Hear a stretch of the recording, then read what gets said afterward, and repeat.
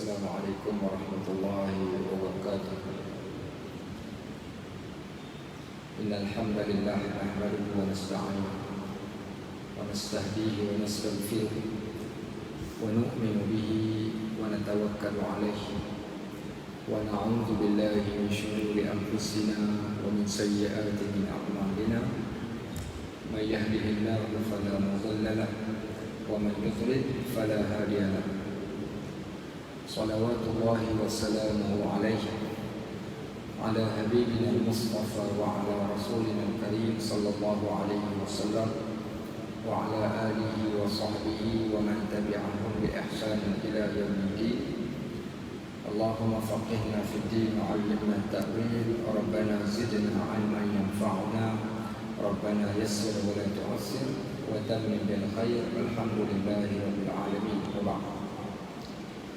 Sahabat-sahabat jemaah rahimakumullah, alhamdulillah diberikan kita ruang dan juga kesempatan pada hari ini untuk sama-sama berada di dalam masjid Sayyidina Abu Bakar As-Siddiq radhiyallahu anhu di Masjid Tadikal Malaysia pada hari ini, dan kita ambil ruang dan juga kesempatan dalam tempoh masa yang ada untuk kita manfaatkan dengan sesi tazkirah sebelum Jumaat. Fadzakir fa inna dzikra tanfa'ul mu'minin. Berikan peringatan, sesungguhnya peringatan itu amat bermanfaat kepada orang yang beriman. Fadzakir in nafa'atiz dzikra. Berikan peringatan sekiranya peringatan itu mendatangkan manfaat dan juga peringatan. Fadzakir bil Qur'an liman yaqafu wa'id. Berikan peringatan itu daripada Al-Quran kepada orang-orang yang takutkan ancaman Allah Subhanahu wa ta'ala. Sahabat-sahabat rahimahullah, ada satu kisah Abdullah Ar-Rawahah, seorang sahabat Nabi yang besar bernama Abdullah Ar-Rawahah. Abdullah Ar-Rawahah ini setelah selesai solat fardu, kalau dia tengok iaitu para jemaah ini duduk buat hal masing-masing, maka apa Abdullah Ar-Rawahah dia akan buat? Dia akan bangun berdiri di hadapan para sahabat dan berkata kepada mereka, ta'al bina nu'minu sa'ah. Jom kita beriman sekejap. Dia kata, jom sama-sama kita beriman sekejap. Apa makna jom kita beriman sekejap ini? Kata Abdullah Ar-Rawahah, iaitu mereka memperingatkan, saling memperingatkan di antara satu sama lain. Dan inilah yang dibawa di dalam maksud apa yang Allah Nabi SAW sebutkan, majtama'a qaumun min baitin min buyutillah. Takkan berkumpul mana-mana orang di dalam rumah Allah, yatluna kitab Allah, mereka membaca ayat-ayat Al-Quran. Sebahagian kita membaca Al-Quran. Wa yatadarasunahu, dan mereka saling mempelajari di antara satu sama lain. Baik, mereka belajar Quran dan juga mereka membaca Al-Quran. Bila ada dua perbuatan ini di dalam masjid, maka mereka layak mendapat 4 perkara. Apa dia 4 perkara yang mereka layak ini? Yang pertama, illa nazalat alaihi sakinah. Kata Nabi SAW, sadiqul masluk. Dia kata yang pertama, mereka layak mendapat sakinah. Sakinah ni bukan kuat sakinah. Sakinah ni maksudnya ketenangan. Wa wasyiyat alaihim rahmah, mereka mendapat rahmat. Wa haffat alaihim malaikah, kemudian para malaikat akan mendatangi mereka dan mendoakan kepada mereka. Wa zakara man 'indah, dan Allah sebut nama mereka di sisi Allah. Sahabat-sahabat rahmatullah, saya kira para jemaah ni yang selalu datang awal ke masjid mungkin pernah membaca hadis cerita tentang orang yang datang awal ke masjid. Hadis yang sahih. Bagaimana kata Nabi SAW, orang yang mendatangi masjid, datang ke masjid pada waktu yang pertama, waktu yang utama, maka mereka mendapat seolah-olah mendapat seekor badanah. Apa dia badanah ni? Badanah ni seekor unta yang gemuk. Siapa yang datang masa yang seterusnya, dia dapat seumpama seekor lembu, kemudian seekor kambing, yang terakhir dapat apa? Dapat telur ayam. Kemudian khatib naik ke atas mimbar. Ketika khatib naik saja ke atas mimbar nak mulakan khutbah, maka malaikat yang tadi dia jadi tukang cantik, Rupa-rupanya ada malaikat yang kerja malaikat ini tukang cantik kedatangan kita pada tiap-tiap hari Jumaat. Kemudian ketika mana khatib ada kat atas mimbar, maka malaikat ini pun akan duduk dan dia tak buat apa-apa lagi.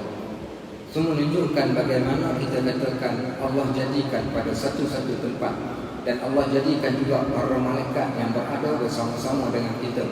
Dan yang terakhir dalam hadis tersebut, kata Nabi SAW, wa zakara man 'indah. Allah sebut nama-nama mereka ini di sisi Allah Subhanahu wa taala.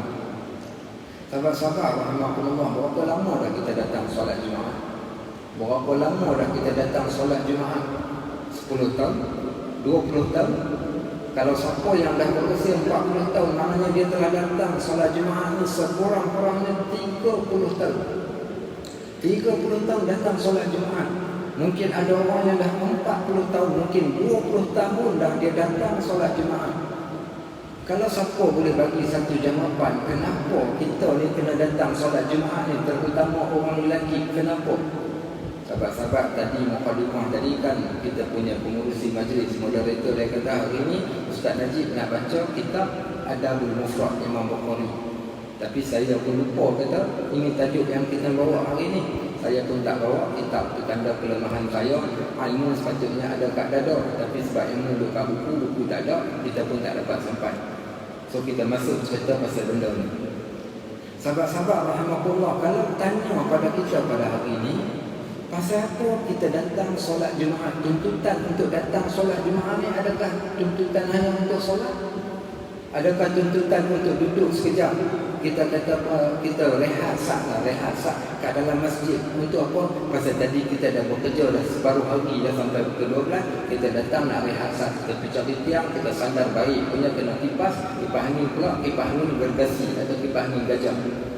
Mau kita duduk sedap kan? Baik. Apa tujuan tuntutan sebenarnya Allah perintahkan kita main ke masjid ni? Apa tujuan ni? Hari Jumaat. Saya tak tanya hari Khamis. Ni hari Jumaat ni pasal apa kita main?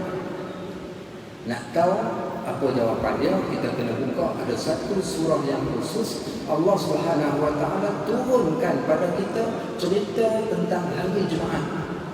Sehingga kan surah ni pun dinamakan dengan surah Jumaat. Surah ni pun dinamakan dengan surah Jumaat. Saya minta maaf sahabat-sahabat yang live bersama-sama dengan kami hari ini.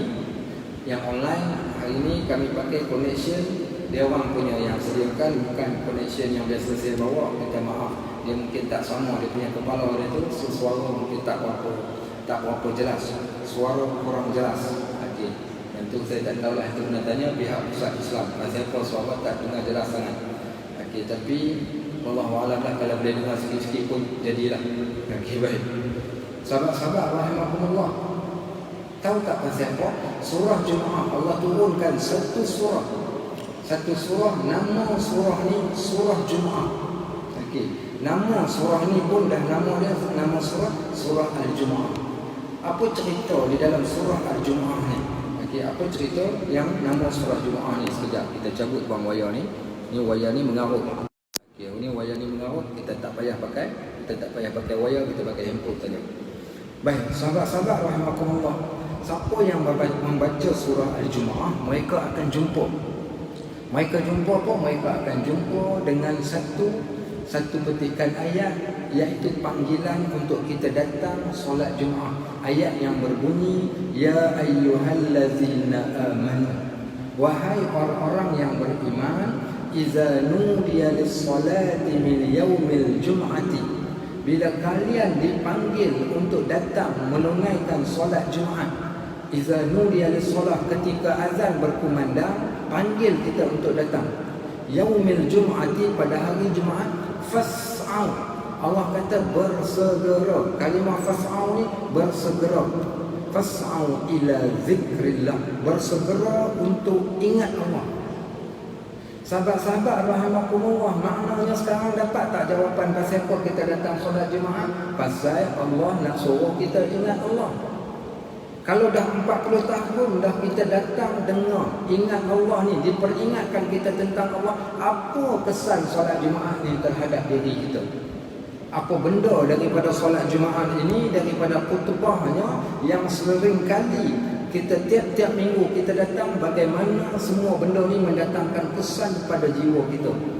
Sebab tu disebut fas'au ila zikrillah, bersegera untuk ingat Allah. Menunjukkan datang solat Jumaat, apa fungsi dia? Fungsi dia supaya kita dapat ingat Allah. Tanda kita ingat Allah. So bila kita datang ke masjid, kita nak memperingat Allah. Kita nak jadikan kita orang yang paling hampir dengan Allah. Sebab tu bila orang datang ke masjid, kalau tak ada apa, at least mula-mula datang dah solat tahiyatul masjid. Selesai tahiyatul masjid, gamak tak ada apa juga, pegang Al-Quran kita baca. Gamak tak ada apa juga, kalau tak boleh pegang Al-Quran, zikir. Kalau tak boleh juga zikir, tafakkur apa-apa yang menjadikan kita membesarkan Allah. Tapi kalau kita tak buat semua benda tu, kita telah mengabaikan satu tuntutan solat Jumaat untuk ingat Allah. Satu. Yang kedua, di dalam solat Jumaat ini adanya satu benda. Bendanya ini dinamakan sebagai khutbah. Apa dia khutbah? Khutbah ini adalah peringatan-peringatan yang akan diberikan oleh khatib. Siapa dia khatib? Pemberi khutbah. Siapa yang nak jadi khatib ini, yang pertama sekali dia ada rukun-rukun dia ketika dia nak menyampaikan khutbah. Dia antara salah satu daripada rukun khutbah itu apa dia? Iaitu dia mesti memuji Allah. Kenapa khatib kena puji Allah? Dia mulakan dengan Alhamdulillah. First kali khatib naik ke atas mimbar, dia akan sebut perkataan Alhamdulillah. Pasal apa dia sebut perkataan Alhamdulillah? Sebab fungsi solat Jumaat tadi, fas'au ila zikrillah, hendaklah kalian bersegera ingat Allah. Dia nak suruh kita banyak menyebut nama Allah, banyak sebut nama Allah. Baik, bukankah disebut, diceritakan kalau dalam surah Al-Jumu'ah tu, wa idza apabila Allah ceritakan tentang surah Al-Jumu'ah ketika saat Nabi SAW sedang berada di atas mimbar. Wa idza ra'au tijaratan aw lahwan fadhu ilaiha wa tarakuka qa'imah. Ketika engkau sedang berada di atas mimbar, wahai Muhammad, dan mereka melihat pada waktu itu ada rombongan perniagaan dan juga ada hiburan di luar sana, wa tarakuka qa'imah, mereka tinggalkan engkau berdiri menyampaikan khutbah. Qul ma 'indallahi khairun minal lahwi wa minat tijarah, katakan pada mereka, hiburan yang mereka suka dan perniagaan yang mereka inginkan lebih, maka ingat Allah itu lebih baik lagi daripada dua perkataan ini. Apa cerita-cerita kat sini? Sebenarnya dia datang daripada satu kisah berlaku di Madinah ketika Nabi SAW ni dia tengah duk menyampaikan khutbah Jumaat. Waktu tu Madinah ini telah terkena masalah kemelesetan ekonomi. Banyak barang ni tak sampai ke Madinah. Jadi orang nak beli barang, tak ada barang. Ada seorang sahabat, nama dia ni nama Dihyah. Ada seorang sahabat, nama sahabat ini adalah Dihyah.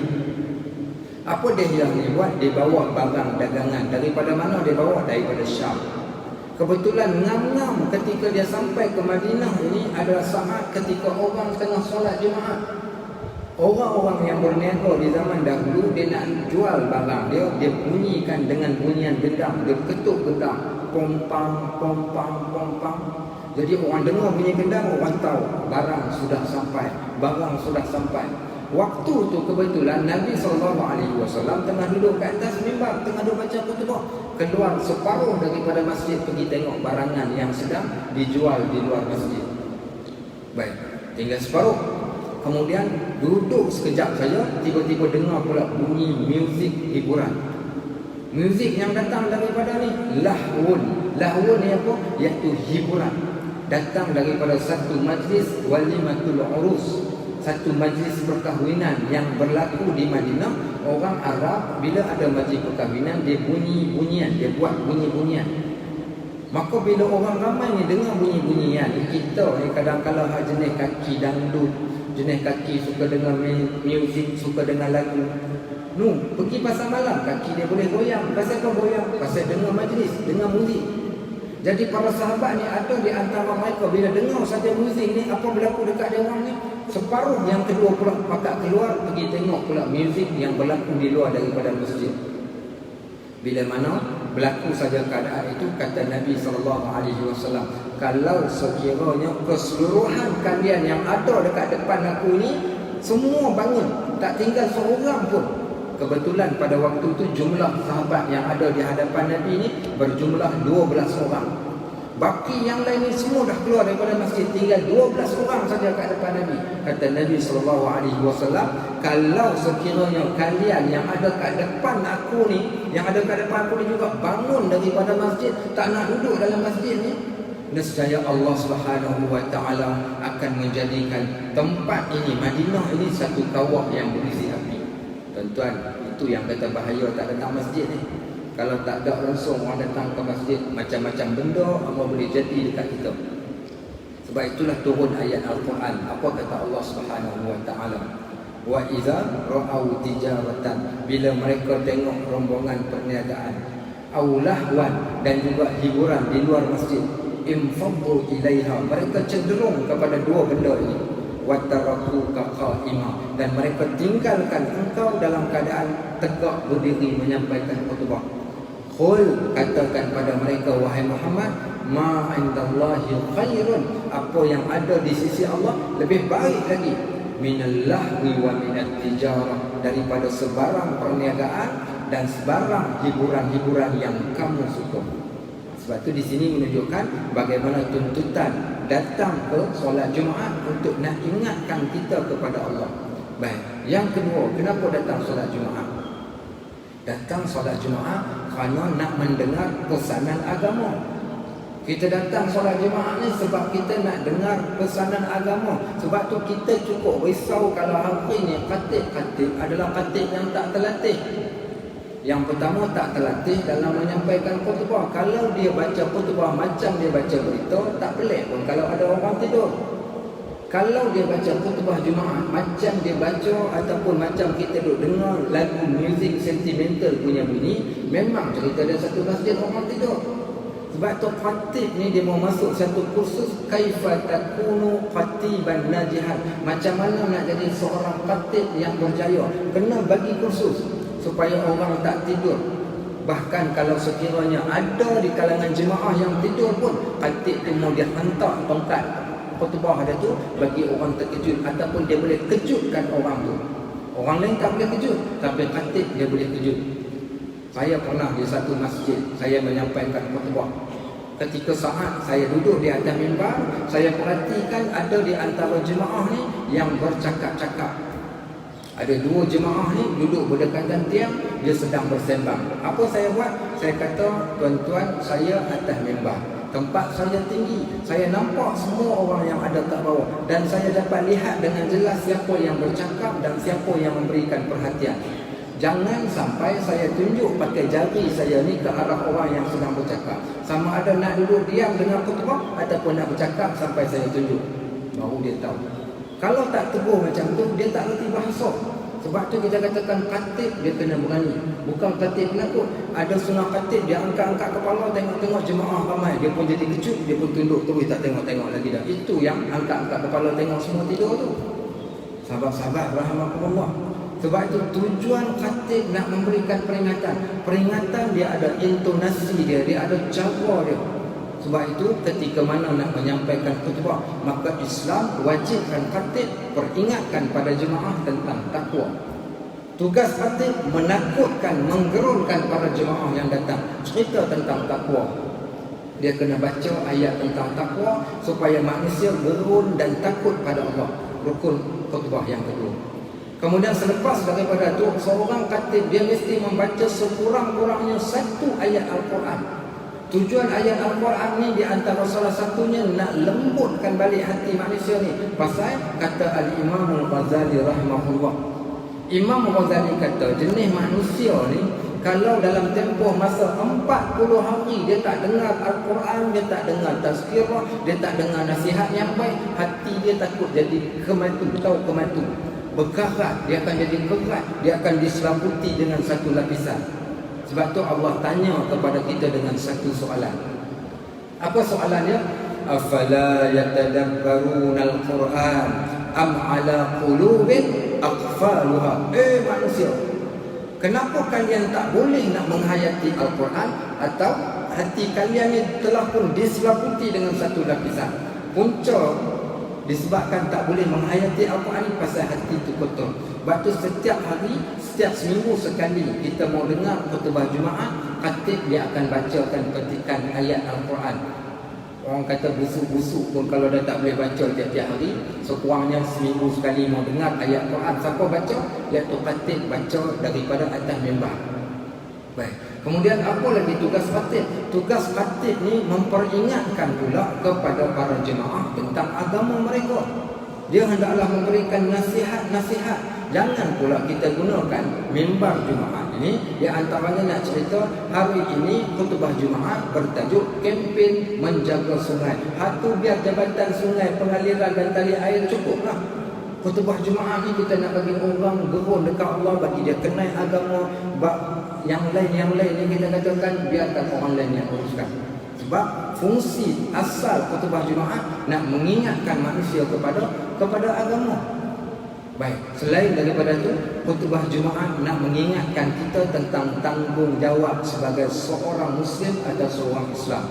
Sehingga diletakkan di dalam khutbah Jumaat itu satu doa. Doa apa?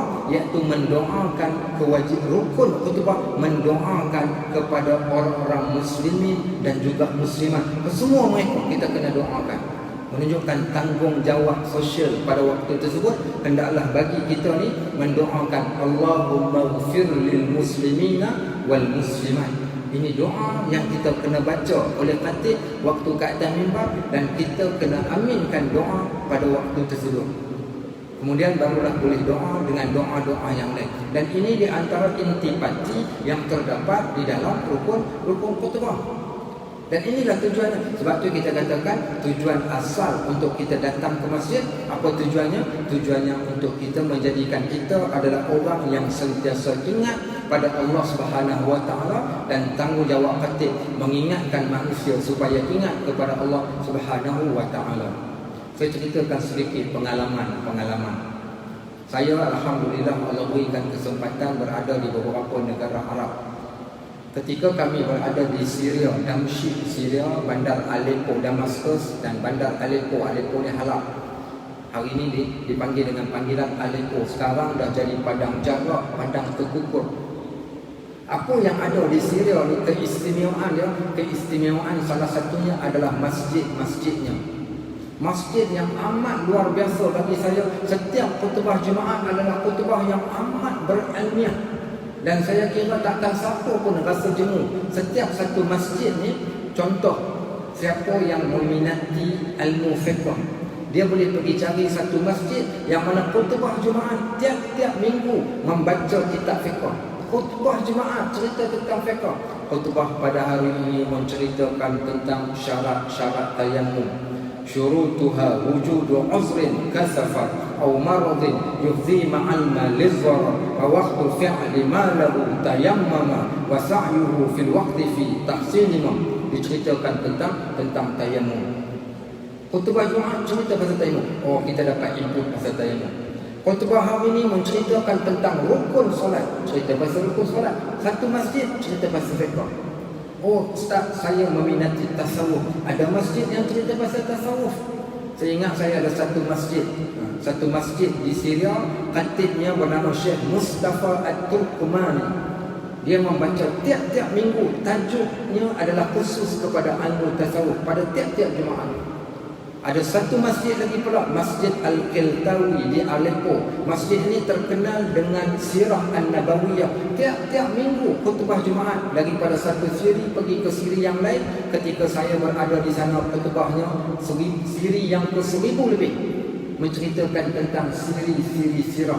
Ada masjid yang hanya menceritakan tentang para sahabat saja. Kita jadi seronok dengan topik-topik yang diberikan pada kita pada setiap minggu ketika kita datang, sehingga setiap masjid ada peminat-peminatnya yang tersendiri pada waktu tersebut. Bahkan dijadikan masjid pula, satu masjid ni diletakkan satu bilik. Bilik ni bilik nak meminta fatwa soalan tentang agama, kita boleh datang dan kita boleh tanya. Diletakkan seorang ustaz pada setiap masjid. Di antaranya ada satu masjid, Masjid Zainal Abidin. masjid ini imam dan khatibnya adalah seorang profesor yang hebat. Siapa dia profesornya? Profesor Syekh Dr. Mustafa Din Al-Bugham. Dia pengarang kitab Fiqh Al-Manhaji, pentahqiq dan pensyarah kitab Riyadhus Shalihin, pensyarah di Universiti Damaskus, dan dia di antara dekan Fakulti Syariah. Seorang tokoh yang hebat, Syekh Mustafa Din Al-Bugham. Dia jadi khatib. Jadi khatib ni seorang profesor. Bayangkan tengok apa khutbah dia. Khutbah dia secara mingguan, dia menceritakan tentang tafsir Al-Quran. Ketika saya berada di sana dah sampai separuh daripada Al-Quran. Tiap-tiap minggu dia akan sambung pada ayat seterusnya, ayat seterusnya, ayat seterusnya. Jadi kita terisi dengan isi-isi, dengan poin-poin yang amat menarik, dan khutbah mereka khutbah yang amat mendatangkan kesan pada jiwa. Akhirnya masyarakat terdidik dengan masyarakat ilmu. Masyarakat ilmu. Sebab tu mudah-mudahan kita pergi ke Allah tu sikit masa lagi. Mudah-mudahan ada kesedaran, terutama di pihak kerajaan, di pihak yang berautoriti. Bukan sekadar menyediakan teks. Teks ramai orang boleh sedia, tapi menyediakan khatib-khatib yang kita katakan yang berkemampuan, berketerampilan, mampu menyampaikan kepada jemaah, sehingga menjadikan para jemaah rasa tertunggu-tunggu nak mendengar khutbah Jumaat pada tiap-tiap minggu. Dan itulah fungsi Jumaat sebenarnya, nak menjadikan kita ingat Allah. Tapi kalau sebelum datang solat Jumaat, dia kata jangan datang awal. Pasal datang awal pun tidur buat apa? Kita datang dekat-dekat orang nak solat. Pasal bila dia dengar saja khatib baca khutbah, seolah-olah macam dia hisap gam, tak pun macam dia kena ubat tidur, terus jadi mengantuk. Ini yang kita kena perhatikan. Sebab yang di hadapan saya ni bukan calon-calon orang, adalah orang yang profesional. Maka mudah-mudahan insya-Allah mungkin dengan desakan-desakan satu hari kelak. Dan alhamdulillah Masjid Saidina Abu Bakar, saya kira khatib-khatibnya memang amat-amat layak untuk menyampaikan khutbah dengan intonasinya yang baik. Maka alhamdulillah, maka mudah-mudahan semua yang kita buat ini diberkati oleh Allah Subhanahu wa taala dan mencapai piawaian ataupun SOP hari Jumaat itu sendiri. Fas'au ila zikrillah, bersegeralah kita untuk mengingati Allah Subhanahu wa taala. Barakallahu fikum wa jazakumullahu khairan katsira. Subhanakallahumma wa bihamdik, asyhadu an la ilaha illa anta, astaghfiruka wa atubu ilaik. Wa sallallahu ala sayyidina Muhammad wa ala alihi wa sahbihi wa sallam. Walhamdulillahi rabbil alamin.